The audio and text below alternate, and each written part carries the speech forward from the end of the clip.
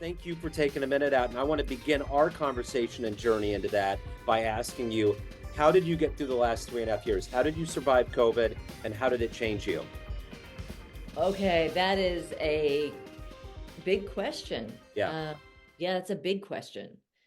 How did we get through COVID and how did it change us? And I say us because, it's like the thing about COVID is it's here's your family and this is like we're going through this together. And for me, when COVID hit, we were living in Colorado. And I'm originally from Texas. My husband's originally from New York.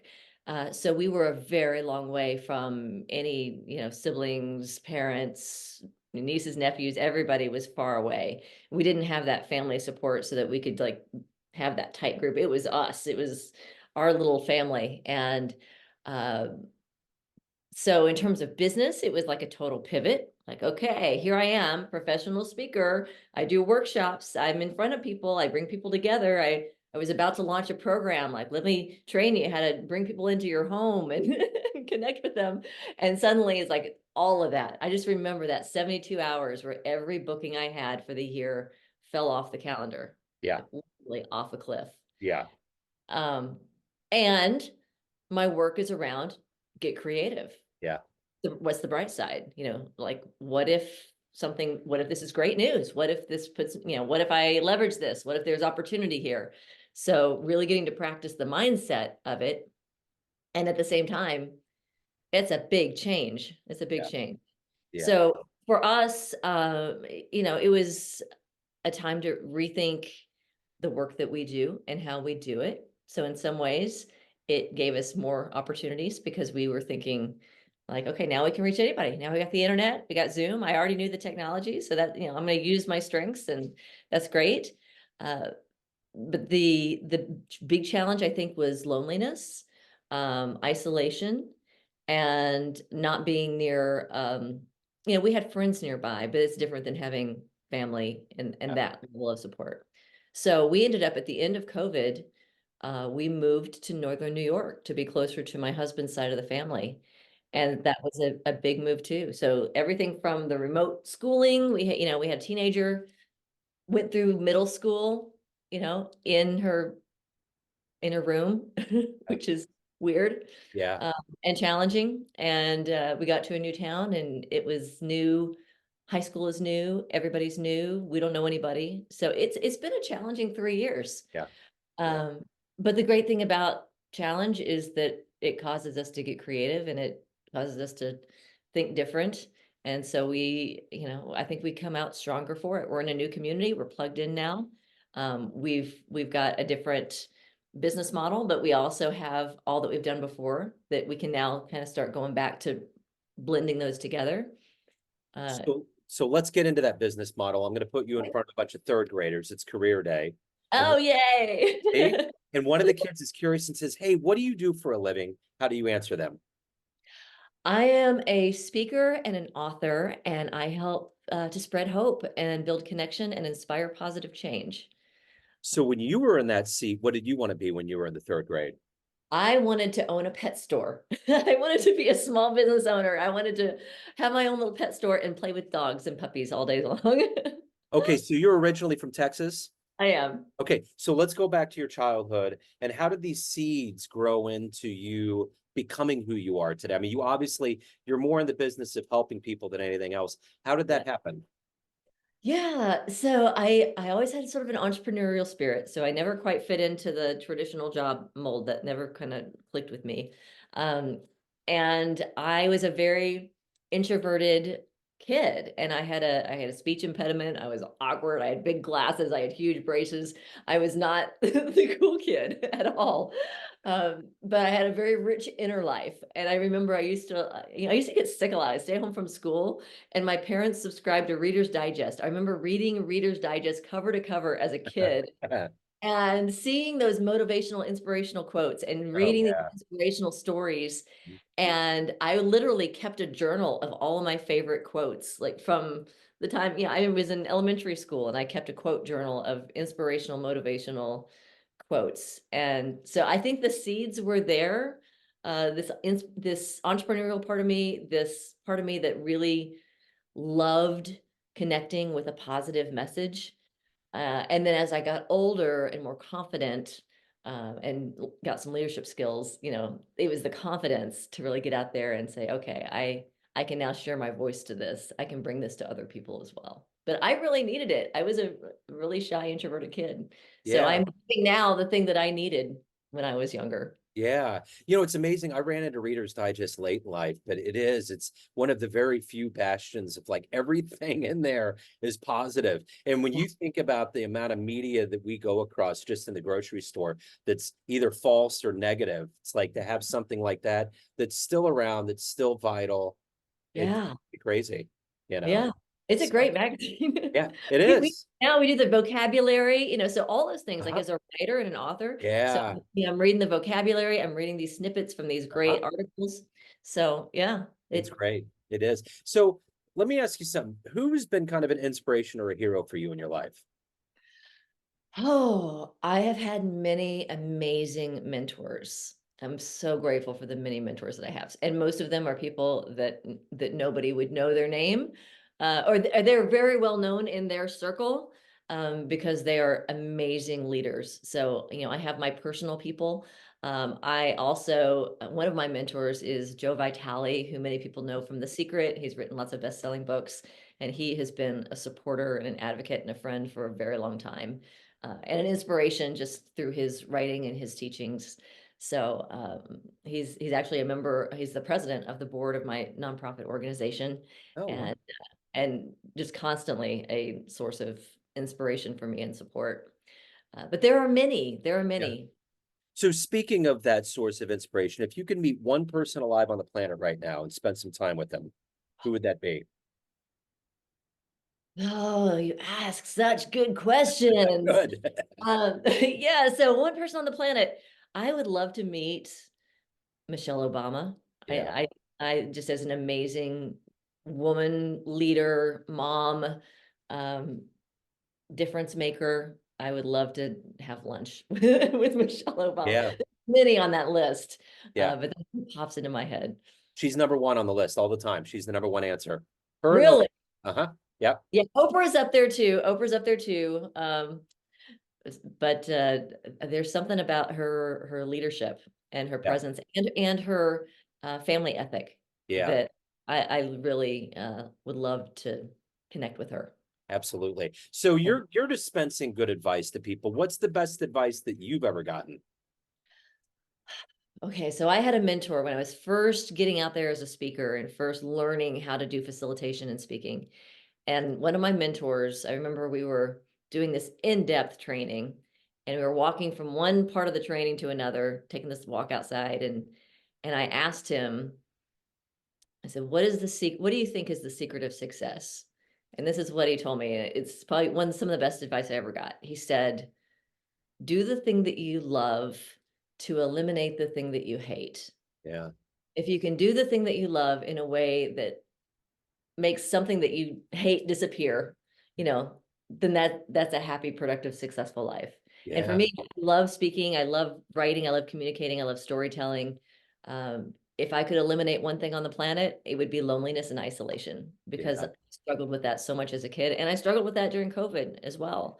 Yeah. So if I could eliminate that from a planet so that no one ever had to feel alone, then that's a life well lived to Yeah, me. that's great advice. So what is your motivation every day to get up and to do Mhm. all of these things to help people and also evolve as a person? What is that Yeah. motivation for you?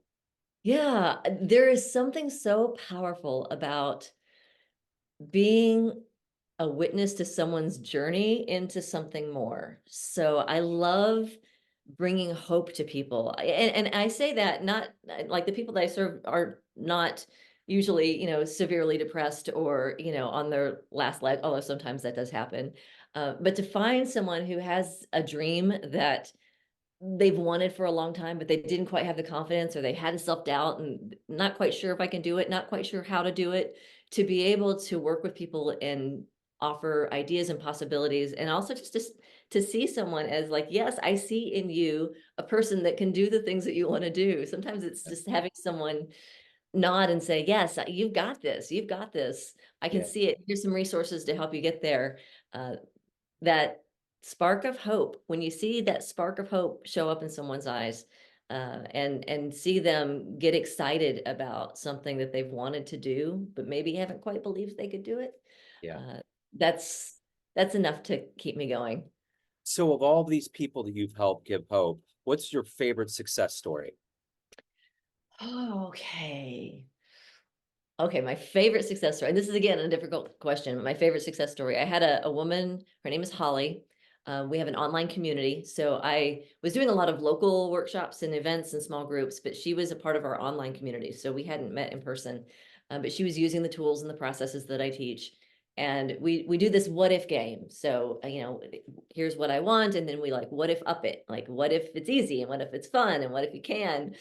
And so she was practicing that, and she wrote into our community and she said, I'm really struggling. We talk about non-attachment too, and how to not get attached to the things that you want. So she said, my mother's in the hospital, and she went in for just like a routine procedure, but things went wrong. And so she was scared. She's like, I'm worried about my mom. I don't know that she's going to pull through this thing. And she said, I've been using the processes, I've been using the tools, I've been what if upping, what if she's okay and it works out? And what if, she feels great? And she's like, and every idea I came up with, like nothing feels better, nothing feels better.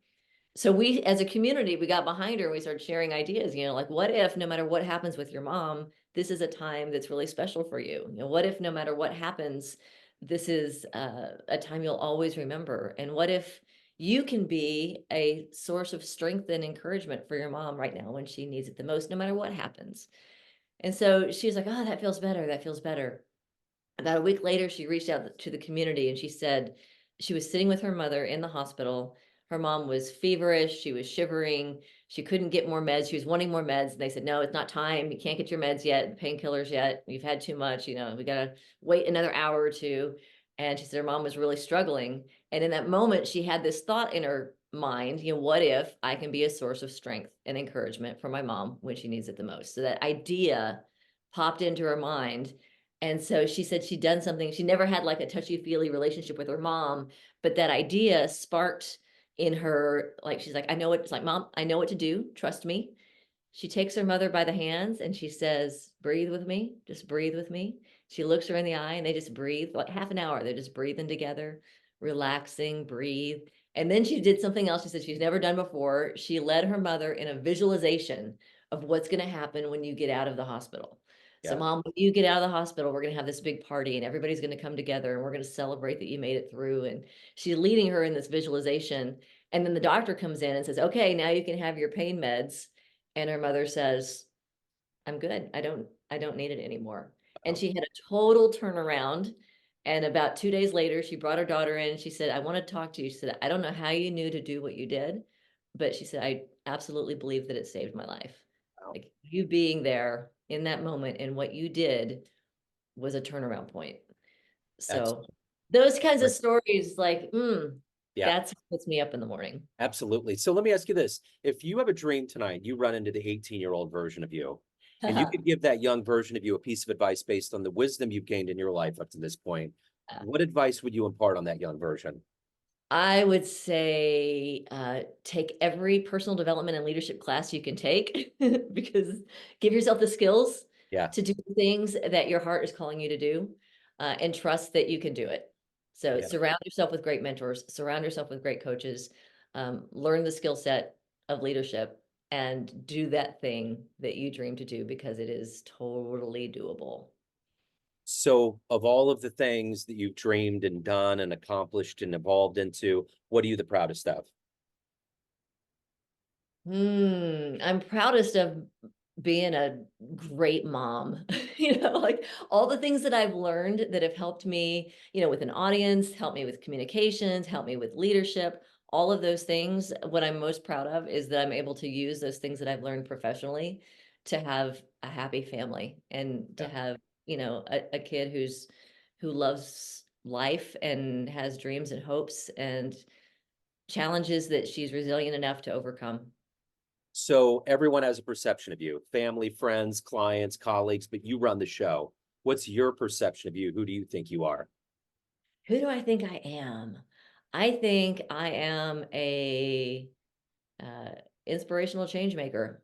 I am a visionary leader, and I am a, we say in our community, I am a what if upper. So I know that I am a person that you can bring me any challenge, any obstacle, and I can find possibilities for, okay, it could look like this, or it could look like this, or it could look like this, but there is a way through it. There is a way through it. And I don't always see it immediately, but I know that it's there, and Yeah. I can find the resources to get through those obstacles. So So this is we were kind of talking about this earlier on, and we'll leave on a high note here. If you could get into a time machine and go back in time and see one event in human history, it can be sport or it can be anything. Where you go, what would you love to see with your own eyes? what would I love to see with my own eyes? Okay, and this is, I mean, I'm really on a family spin today, Yeah, but good. I think it would be really cool to be at my own birth. Yeah. Yeah. Because I would love to be in the energy. I just remember what it was like when my daughter was born. Yeah. And I think there's something about recognizing how precious every life is. Mhm. And especially when, to have it be your own life, to be able to Yep. see the joy and the love that is present. And I know it's not that way for everybody, but it was that way for me. And to be able to be in that energy, I think would be a really special thing to be grounded in, like Yeah. an experience, to have that kind of experience. Those are the best answers to me. When you can kind of go back and be transported into your history and see that, Yeah. that's great. So if anyone wants to reach out to you, learn more about you, get involved, what's the best way to do that? Yeah. So my book is called What If It All Goes Right? It's on Amazon, Kindle, Audible. You can get it anywhere. You can go to whatifup.org and join our community. We do a book club. We have a fabulous community where you can come together, share what you're working on, and we share possibilities and positive insights and resources to help you get from where you are to where you want to go.